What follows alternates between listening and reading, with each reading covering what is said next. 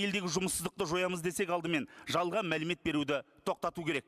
Соның салдарынан халықты жұмыспен қамтуға арналған бағдарламаларға берілген қаражат мақсатсыз жұмсалып жатыр.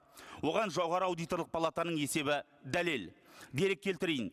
2024 жылдың 10 айында халықты жұмыспен қамтуға арналған субсидиялық 6 бағдарламаға 180.031 адам қатысыпты.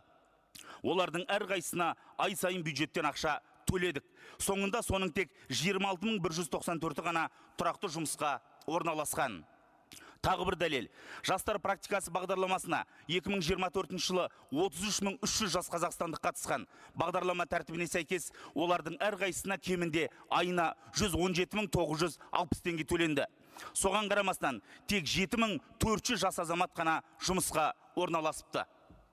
Мұның барлығы жоғары аудиторлық палатаның есебімен дәлелденген деректер. Тағы бір мысал, мәңгілік ел жастары индустрияға бағдарламасына қатысқан 1415 түлектің 471 ғана жұмысқа орналасқан. Ал түлектерді өңірлерге бөлу, оларды жұмыспен қамту орталықтарына тіркеумен аяқталған. Ендеше біз осындай жасанды деректермен кімді алдап жүрміз деген сұрақ туады.